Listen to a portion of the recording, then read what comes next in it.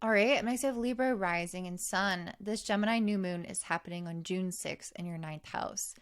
And one of the messages that I got for you guys was you're trying to figure something out. This is going to look different for many of you guys because this is astrology and each of you are individuals. But basically, with this being the ninth house of truth and also pulling the King of Swords and the Mentor card, it feels like many of you guys are trying to like discern what is true about something or figure something out in terms of your perspective or belief on it. I think others of you are coming into a phase of wanting to learn or study with somebody, which is why I think I got the mentorship card, because the ninth house is the area of like the mentor, essentially the prophet, the guru, the teacher, the guide. So some of you guys could be stepping either into that role, or you could be trying to figure out something in relationship with a mentorship. Maybe you're wanting to study something new, or change your relationship with an existing mentor, or find a mentor for something else in your life. But I feel like there's something that you are inspired by, like with this Page of Cups, something that's creatively inspiring you. And I say that because also Venus is exactly conjunct this new moon, and Venus is one of the planets of art. And so I do think that there's something very creatively inspiring to you right now that you're wanting to figure out. You're wanting to learn more about, figure out the truth about it. Maybe you're having an intuition about something and you're trying to get down to the bottom of it, or explore something more, or learn something more, or again, find some kind of mentorship around it. But there's this element of like seeking to gain further wisdom around something in your life that either interests you or that you have curiosity around, which is very much a Gemini new moon quality. Geminis tend to be very curious. What's interesting also about this new moon is that this is the midpoint of the Venus cycle. Venus was conjunct the sun back in August of 2023. And that's when it first got its like divine mission from the sun, the king of the zodiac. And now it's returning to a conjunction with the sun to check in and see, okay, how is that mission going? You're halfway there. How are you feeling? That conjunction was in your 11th house of community, friends, and relationships, as well as hopes and wishes.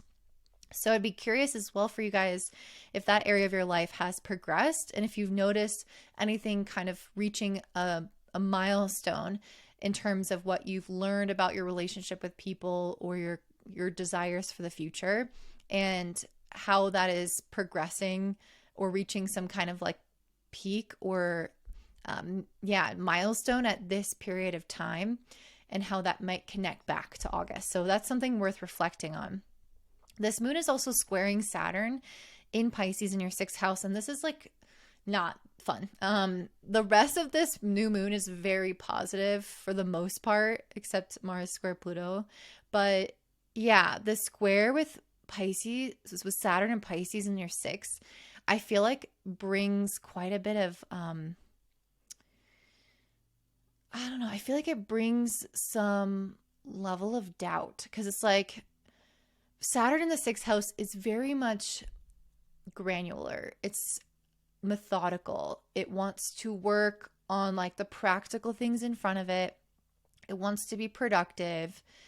And it's kind of driven by a fear of inadequacy of like, I can't not reach this milestone, or complete this project, or do this amount of work in a day, because if I don't, then it means something. That's what Saturn natally can be in the sixth house, amongst other things. But with this making a square to the new moon in the ninth, I feel like you are trying to, again, discover something, figure something out, learn more about something, expand in some kind of way in terms of knowledge, especially, and faith, and how those intertwine, creativity and facts. Like I feel like that's kind of where you're having something intertwined there.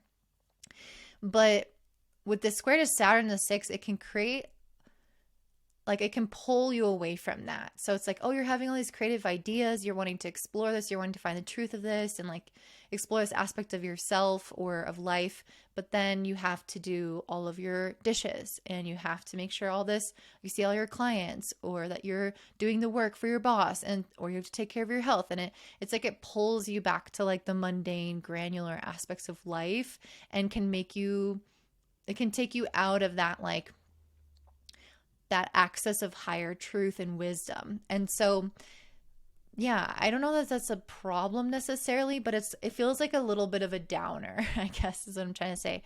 So it's like finding some way to balance this, like finding a way to balance your desire for maybe like learning more or expanding more, going on an adventure, traveling, whatever that is for you. Learning how to balance that with like the kind of tedious daily stuff, I think is part of the journey for you around this Gemini new moon. And this could even be in terms of mindset, like focusing on the big picture versus focusing on the small things in front of you and the responsibility of that. So it could also be about balancing those two things.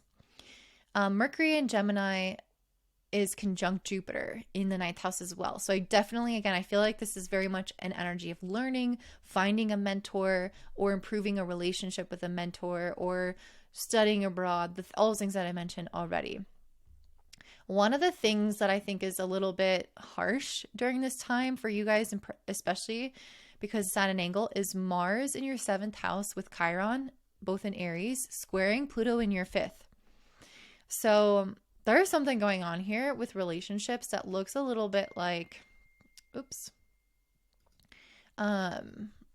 something going on here with relationships that looks a little bit harsh. It's definitely not the best energy. Mars square Pluto is pretty combative, and I'm definitely, for your advice cards, I pulled a lot of like war oriented cards. So there is something going on here where you guys are really needing to stand your ground. Mars in your 7th house can already bring conflict within relationships, but then you have that squaring Pluto and it brings up a lot of like psychological things, and it can create this kind of ruthlessness where we're getting a little bit triggered, or stuff from the past can come up.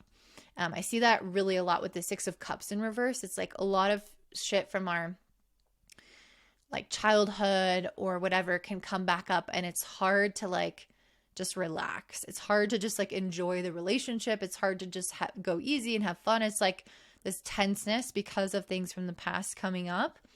And I see those like needing to be healed with this Temperance card, needing to be balanced in some kind of way within the relationship. So maybe there's some level of compromise here that is going to happen within your relationships in order for you to feel like you can let go of something from the past or move on from something that's upsetting you.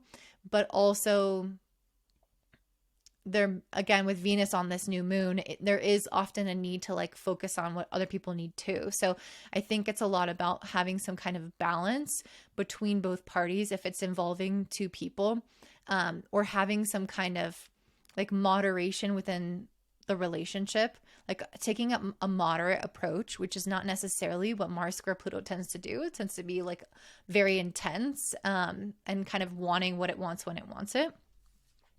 The last card that we have is a Judgment in reverse, which is having some kind of like self-doubt around something. So maybe there can be doubt that comes up within you around the issues within the relationship as a result of the stuff coming up from the past, or feeling like there's conflict of some sort. There's just like a little bit of tumultuous energy within relationships, and I feel like it's triggering you in some ways and bringing up like inner child wounds and making you doubt yourself.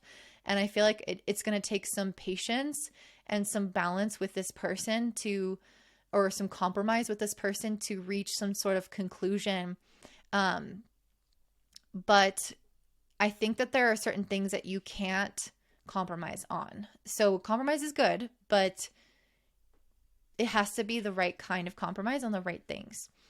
So your advice is she who stands resolute, determined, and implacable. I don't know if I'm saying that right, but one of the things I think is your message here for advice with these 3 cards is to make sure that you know what you're being resolute on. So there are going to be some things that there are no wiggle rooms, hard boundaries that you need to set. As a Libra, that's a little hard. And I think this one, it says, she who prepares, formulate, strategize, and devise. I feel like this has twofold meaning. I feel like it's part of it is in terms of the relationship element, where you're going to have to kind of like go back to the drawing board and create a strategy for how to approach the relationship differently. And then hold those boundaries really firm, even if the other person pushes back. She who battles, justice, fierce, and commitment. So it's like, I think you're fighting for the relationship, or you're fighting for your peace within a dynamic with another person. This could even be like a business or an entity. It doesn't have to be a person per se, but it's like you're fighting for what's just and what's fair and what's balanced within the relationship. And if the other person comes off strong, which they might with Mars in your 7th, they might be really strong and like, they might have more of their own presence in the sense of like, they think that they're right and they have such self-certainty that it could make you doubt yourself. But it's important to stand strong and be fiercely protecting a clear boundary that you have set out and planned for or strategized around previously. So, but also not being so unyielding that you're not making compromise where it makes sense for you emotionally to make compromise, right? You don't want to make compromise on really key important things. I think that's one of the main messages. Another one with the strategized card is, I did pull that King of Swords, and this is a new moon in the 9th. So there might be something here where like logistically you're kind of needing to strategize more or create more of a plan of action in order to balance out some of these loftier goals, or a desire to grow in some kind of way or do something new, with your practical limitations of, oh, I have to take care of this responsibility, X, Y, and Z. I have this schedule, I have this health thing. So that I think is also related to having a good strategy and thinking more like practically. So that is what I'm seeing for you, Libra. I hope this resonates. If it does, I would love to hear it in the comments down below. Anything that you want to share. If you want a reading from me, you can check me out at cosmicclaryastrology.com, which I link in the description box down below, along with my email list, if you want to make sure that you don't miss any of these fun episodes or forecasts. Don't forget to also like this video, subscribe, share with your friends, and have a beautiful day. Thanks, guys. Bye.